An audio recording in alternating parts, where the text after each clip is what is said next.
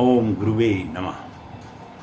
प्यारे हरि भक्तों, अब हम मेष लग्न के अष्टम भाव में अगर बृहस्पति महाराज गुरुदेव महाराज बैठ जाएं तो उसका व्यक्ति के जीवन में क्या प्रभाव पड़ता है उस विषय में आपको बतलाते हैं।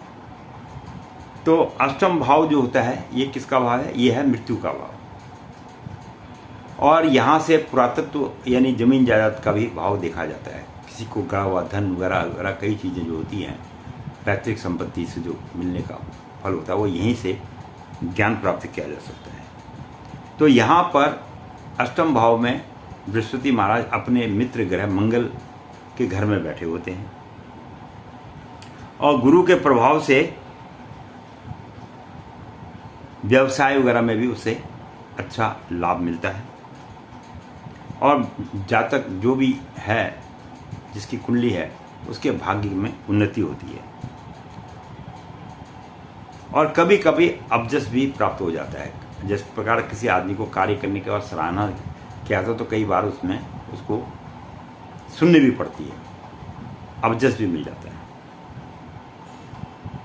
लेकिन उसको आयु और पुरातत्व से लाभ प्राप्त होता है। पुरातत्व जमीन जायदाद से, पैतृक संपत्ति से लाभ होता है उसे। और पांचवी दृष्टि जो उसकी व्यय भाव में पड़ती है तो जातक खर्च अधिक करता है और बाहरी स्थानों से वह अपने संबंध बना के धन का भोग करता है। और सातवीं दृष्टि उसके धन और कुटुंब द्वितीय स्थान पर जब वह देखता है तो उसमें कुटुंब वगैरह में उसकी सामान्य वृद्धि होती है। धन में और उसमें ज़्यादा वृद्धि नहीं होती, सामान्य वृद्धि होती है।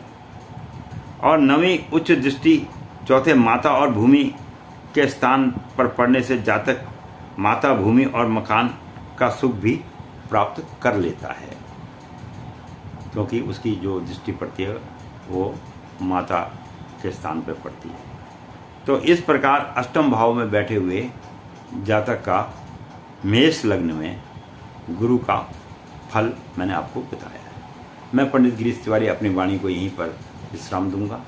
आशा करता हूँ आप मेरे साथ ज्योतिष में बने रहिए, सीखते रहिए। धन्यवाद।